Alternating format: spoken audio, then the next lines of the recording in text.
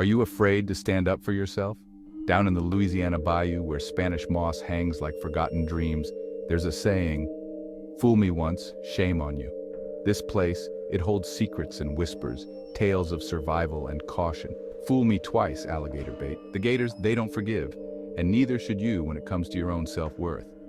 Now, I ain't saying life's about throwing folks to the gators, but there's a certain wisdom in recognizing when you're on the menu.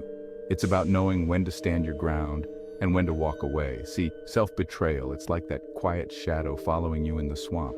It's always there, lurking, waiting for the right moment to pounce.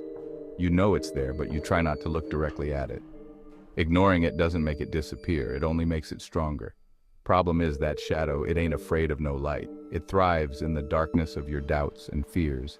It feeds on your fear, your doubt, your willingness to shrink yourself smaller and smaller until you disappear altogether. It grows with every moment of hesitation and every second of self-doubt. And the worst part? You hand-deliver the meals. You give it the power it craves. Every time you let someone walk all over you, every time you compromise your own values, every time you silence your own voice, you lose a piece of yourself. You're serving up another plate of self-respect on a silver platter. It's a feast for your insecurities. Now, I ain't here to judge. I'm here to remind you of your strength. We've all been there, done that, got the emotional scars to prove it. Those scars, they tell a story of resilience. But I'm here to tell you this, you have the power to change your story. You ain't gotta live like that. You can reclaim your power, your voice, your self-respect. You ain't gotta be your own worst enemy. You can be your own hero starting today. Why do we let folks walk all over us, treating us like doormats? Oh, honey, where do I even begin? It's a tangled web of emotions and fears. Sometimes it's plain old fear. Fear of confrontation, fear of being disliked, fear of that big bad spotlight shining down and revealing all our insecurities. It's like we're paralyzed by the thought of being truly seen. We trade authenticity for approval, like it's some kind of cosmic barter system. We wear masks to fit in, hiding our true selves. Other times it's guilt, that nasty little voice whispering, "Who are you to say no?" It makes us question our worth. Or you should be grateful they even tolerate you. It convinces us that we don't deserve better. Guilt, bless its heart, loves to dress up like selflessness, but it's really just self-sabotage in disguise. It tricks us into thinking we're being noble.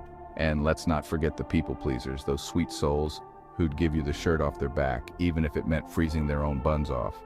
They live to make others happy, often at their own expense. Look, kindness is a beautiful thing, but when you're constantly bending over backwards for everyone else, you're bound to break something. It's a recipe for burnout.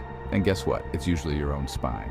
So, let's start valuing ourselves a bit more, shall we? For more insights and tips, check out my Linktree and Facebook links in the description below. Here's the kicker, folks. Letting people take advantage of you, it ain't just bad for your mental health, it's bad for business. And by business, I mean the business of you.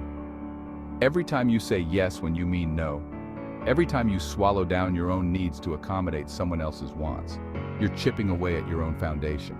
You're selling yourself short, offering discount tickets to the show of your life when you deserve VIP treatment. And the worst part? The people you're giving those discounts to, they ain't even paying attention. They're too busy enjoying the show, oblivious to the fact that you're the one holding everything together with duct tape and prayers. Now I know what you're thinking. Trevor, you make it sound so simple. Just stand up for yourself. And you know what? It is simple. But simple ain't always easy.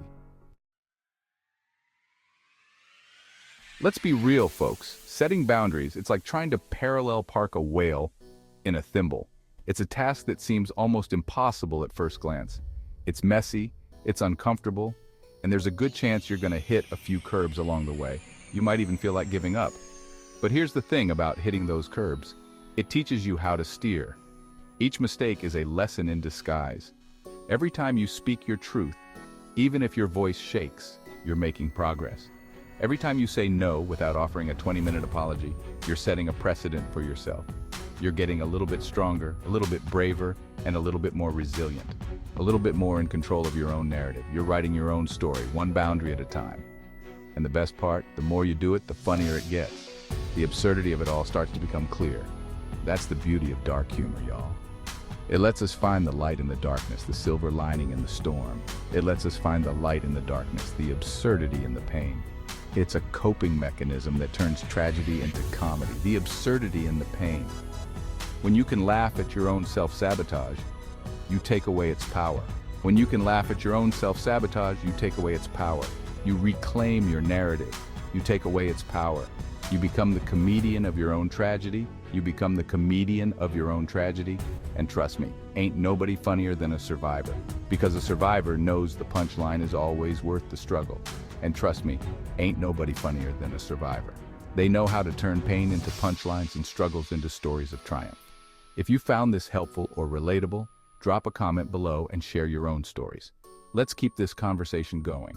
And don't forget to share this video with your friends. Together, we can all learn to laugh at our own tragedies and grow stronger from them. The long shadow of self-neglect. Now, I ain't gonna sugarcoat it. The consequences of not valuing yourself, they ain't pretty. You end up feeling like a background character in your own life, constantly getting bumped and bruised by folks who don't even see you, let alone appreciate you. Resentment builds up like unpaid bills. Relationships sour like neglected gardens. And that shadow I mentioned earlier, it starts looking more and more like a monster in the mirror. But here's the good news, you can always turn on the lights. You can always choose to stop feeding the monster and start nourishing your own soul. It ain't gonna happen overnight, and it ain't gonna be easy, but it's the best investment you'll ever make. Building fences, not prisons. So how do you start valuing yourself? Well, it's like building a fence, not a prison. You gotta figure out where your boundaries are, what you're willing to tolerate and what you ain't. And then you gotta communicate that to the world. And listen, it ain't about being selfish or mean, it's about being honest. It's about saying, hey, this is my space. This is what I need. And if you can't respect that, then maybe you ain't welcome on my property. It's about recognizing that your needs are just as important as everyone else's, and that taking care of yourself ain't a luxury, it's a necessity. It's the oxygen mask on the airplane situation, y'all. You gotta put your own mask on first before you can help anybody else. The emancipation of self-respect. Now, I know what you're thinking. Trevor, this all sounds great, but what if people don't like the new boundary setting me? And to that I say, bless their hearts, let them walk. Because here's the thing about self-respect. It's like a magnet for the right kind of people. When you value yourself, you attract people who value you too. You weed out the energy vampires, the emotional manipulators, the ones who were only ever there to take, not to give. It's like that old saying, you can't pour from an empty cup. Well, when you fill your own cup with self-love and self-respect, you got plenty to share with the folks who deserve it. Stand up straight, you earned it. So, my friends, as we navigate this crazy, beautiful, messy thing called life, let us remember the importance of self-loyalty. Let us treat ourselves with the same kindness and compassion we offer to others. Let us stand up straight, look ourselves in the mirror and say, I am worthy, I am enough, and I ain't settling for anything less than I deserve, because when you believe in yourself, the whole damn world takes notice. And that, my friends, is a power worth fighting for. If you found this video helpful, please subscribe to our channel for more content like this. Your support means the world to us.